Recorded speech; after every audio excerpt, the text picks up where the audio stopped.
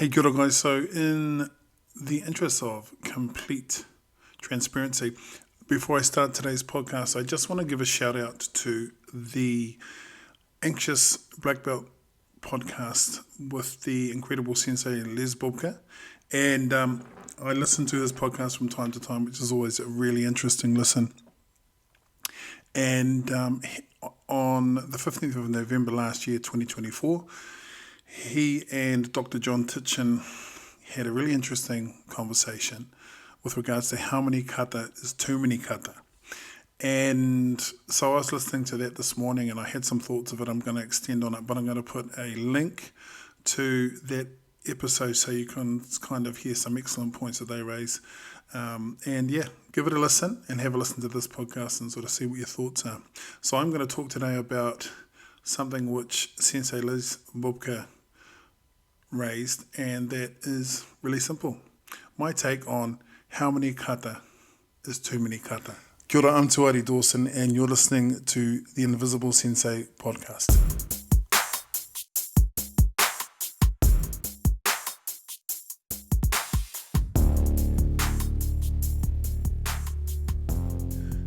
There's nothing more contentious in the karate world than a discussion on kata.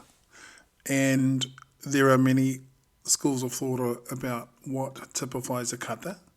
There is the tournament version, the so-called traditional version, and then you have people doing different schools or different affiliations of the same style, doing different kata in different ways. And I think that in the original podcast, Dr. Tichens and LesBubka Sensei talk about the different versions, and they make some really good points. So I guess if you're starting from the perspective of figuring out how many kata is too many kata, I think first of all you've got to typify what kata is. Now, for me, is kata also taking into account bunkai or renzoku or prearranged techniques and bunkai to each of these kata?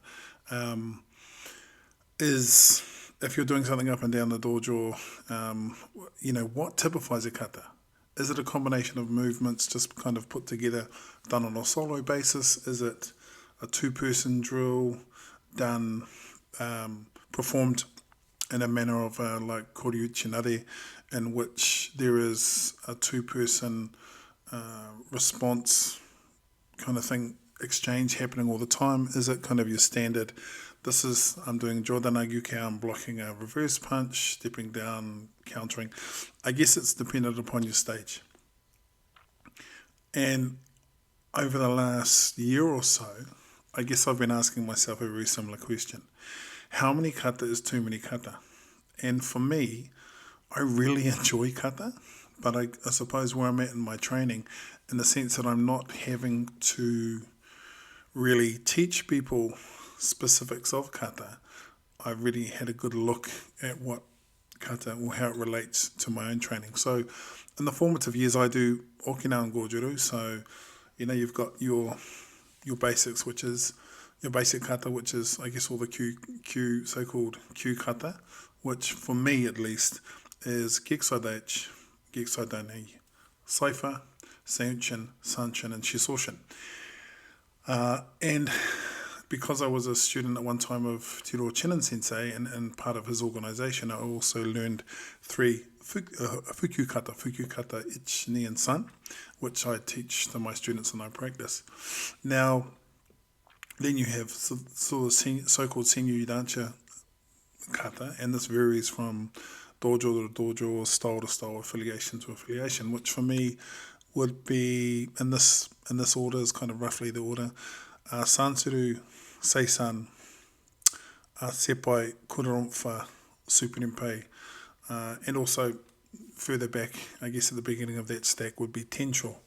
Now, for my own training, I've actually incorporated other kata like Naihanchi, which I'm having a wonderful time trying to incorporate into my personal training at the moment.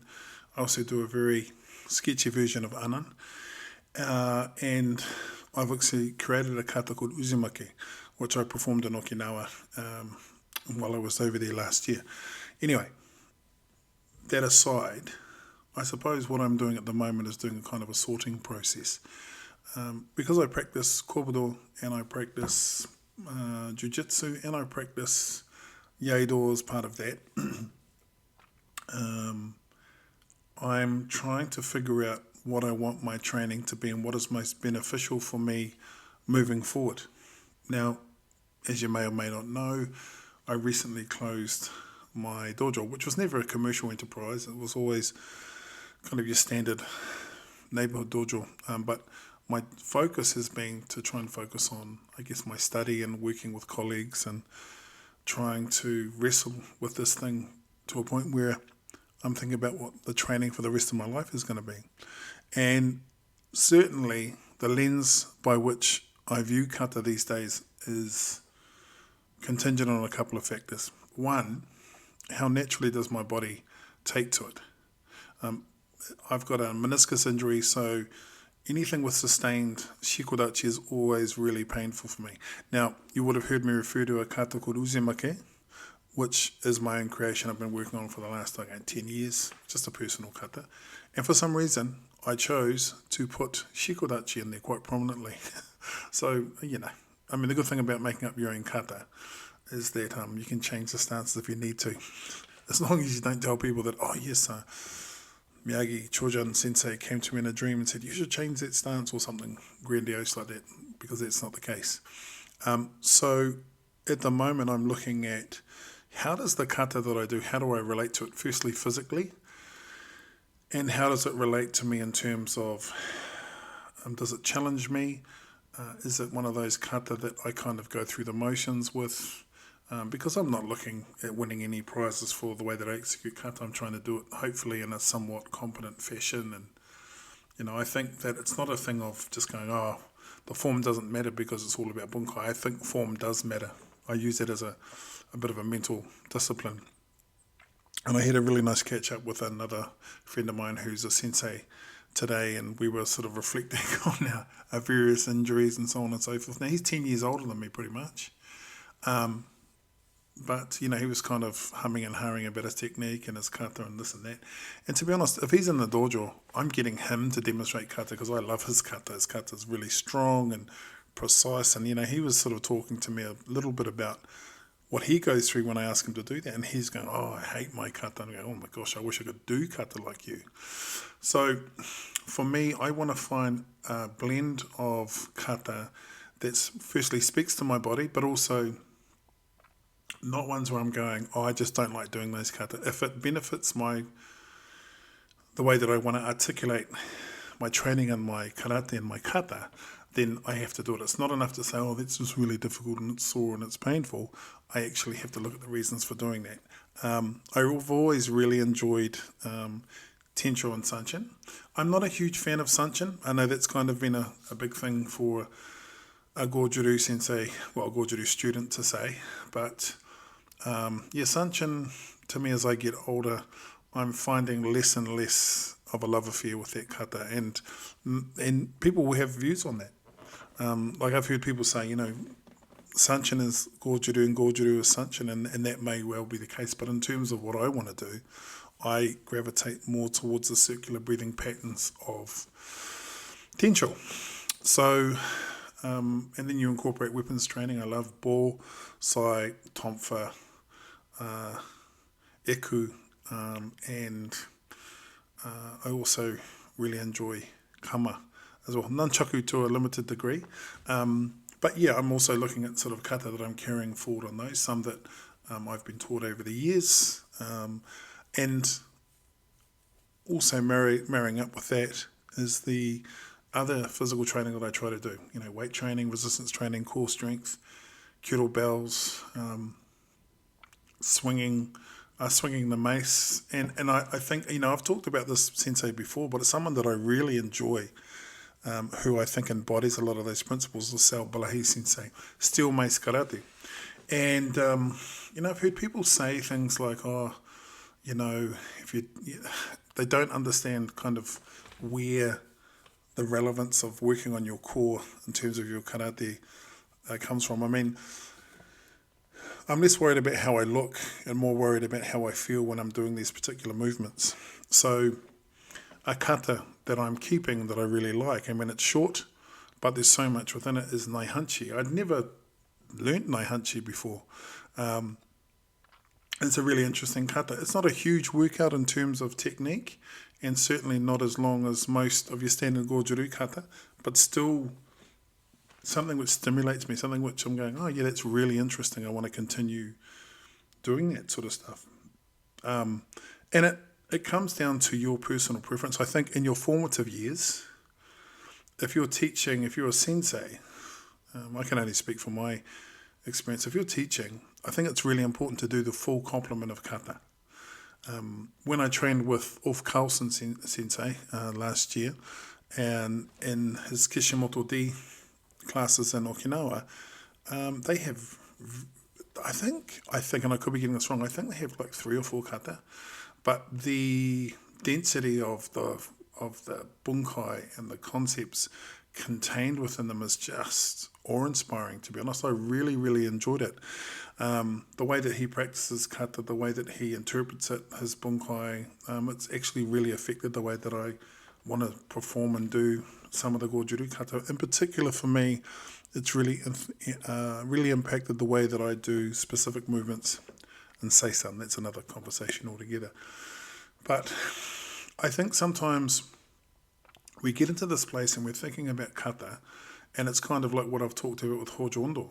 Now, Hojo Ondo is one of those things where I know for me, for years and years and years, I swung a chishi, I used nikirigame or kongo ken or any of those traditional Okinawan implements. And what I did was I was really parroting what I was seeing from Hegawana sensei or some of the senior Okinawan sensei. I didn't really make the connection between what I was trying to achieve in my body and my technique. And so it just sort of seemed like the thing that you did. And I spent some time with Derek English sensei, who trained under Waihara sensei, the famous Waihara sensei, Ko Waihara sensei in Okinawa, or Gojuru. And one of the things that he related to me in his training was that Waihara sensei was all about understanding the reason that you were doing these Hojo Ondo exercises. And I did a couple of sessions with him, and I just went, oh, these implements kind of came alive, and I sort of go, oh, that's how it relates. And I think for me, when it comes to kata, it's kind of a combination of things. Obviously, it's the execution of the kata having good form. It's how does utilizing Hojo Ondo strengthen that kata and my understanding of application. And so, yeah, there are kata that I'm kind of less than kind of enamored of. And I have to ask myself, am I doing this kata because it actually is benefiting my karate, or do I just feel like I should do it?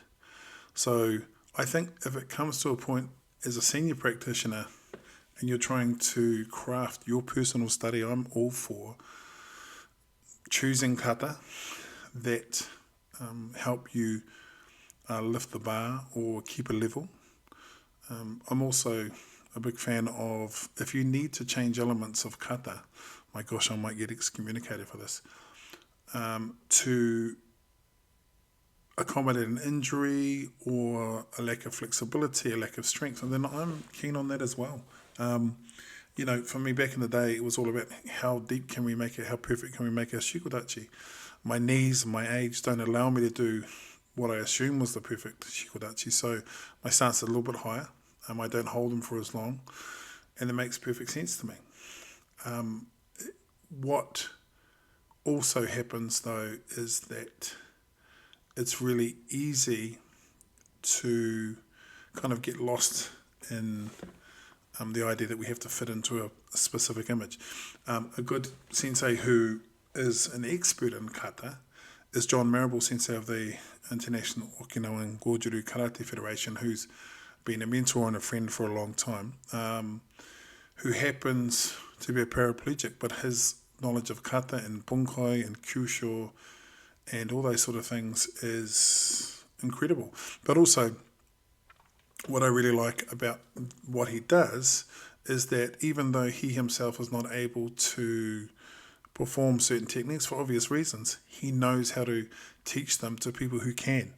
And in his own karate, he compensates for those things in a really interesting way. And so, kata, I think, to decide if there's too many kata, you have to know some first. And for me, I think that I don't know whether I couldn't possibly venture a guess about what Miyagi Sensei was thinking, but I like the way in which the kata are arranged, at least in my experience, that they are you're constantly building one kata on top of the other. And I'm a big believer of the quality of kata as opposed to the quantity. I see big styles like Shotokan and Shitoru and some of the other big styles, they have masses of kata. I mean, I don't know how they remember it all, and that could be my fault. But I think that how many kata are too many kata? I think, first of all, you have to get to a certain point. I would encourage you getting to a certain point in your experience.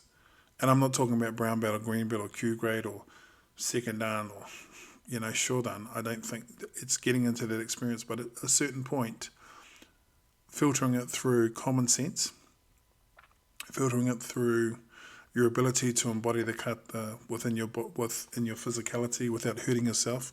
Like I had a student who was doing Seinchin, and I was teaching him Seinchin, but every time he did Seinchin, those shikodachi were just killer. He'd had a number of surgeries and injuries as a younger man. He had a motorbike accident, and he was sweating bullets from the pain of maintaining those stances. He could do it, but it was just horrendous.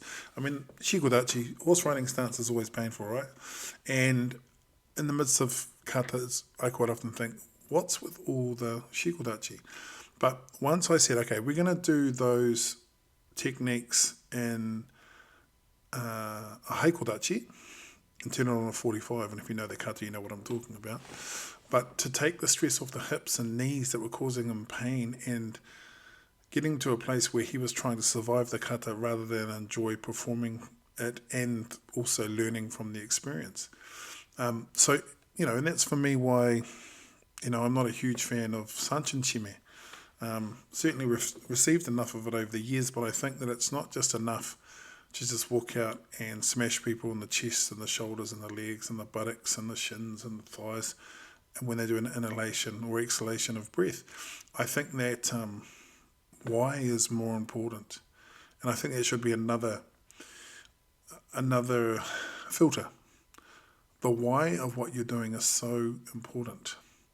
Rather than just sort of blindly parroting what you've seen and not taking time to dig and understand the nature of the kata and what you're trying to achieve, I think that's another metric that can contribute to that mentality of, it's what we've always done, so it's what we'll always do. And I think the art doesn't grow. I think you can have preservation, and I think that you can have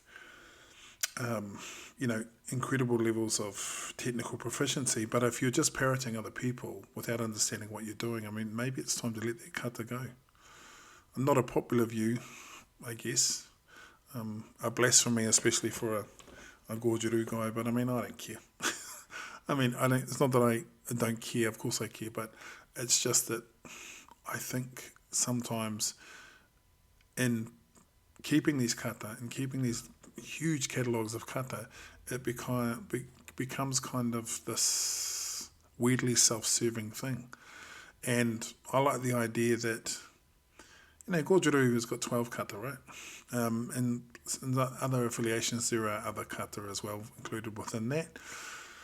But essentially 12 kata, and that's more than enough for me. But to be honest, of those 12, I'm probably personally actively pursuing, I want to say my head is going from side to side. Of the 12, I'm probably actively practicing 6. I'll go through the rest, maybe every second or third training, so I can remember them. But so how many kata is too many kata? Well, I would say have a think about it, get some good instruction on it, have a think about where you are in your karate life, and then make a decision based upon the only things that matter. Common sense and practicality. Because honestly, too, I'm also kind of tired of people talking about, karate is, we've got to be combat effective, and, it must make sense. And we're fighting a group of thugs or something like that. I mean, sometimes I just like doing kata for kata's sake. I'm not sitting there thinking as I do it, I'm going, there's a gentleman running at me from that side with an axe, and this guy's coming at me with a knife, and I quite like kata done for kata's sake. And I don't think there's anything wrong with that. If you'd asked me that about 10 years ago, I would have poo-pooed it, because, it's all about beating up other people and about winning the engagement and blah, blah, blah. But you know what? Holy shit. I just enjoy doing karate. I enjoy watching someone do kata, and you can tell a lot by how someone practices and performs kata. I think it's really amazing. But it's not always about power and snap and iron gis or bulging muscles, or, there's just something. When you watch someone who really knows what they're doing in kata, you learn all you need to know about who they are as a practitioner, and all you'd like to be as one as well. Anyway, so that's my ramble. I don't know if I answered the question, but I think, use the filter of common sense. Get good advice, surround yourself with good people, and see where you get to. Kicking and punching people in the groin and body while wearing canvas pajamas? I mean, I'm not going to say it's a good time, right? I mean, the Invisible Sensei podcast playing loud in the background as I am literally attacked by ninjas. I don't think you heard literally attacked by ninjas.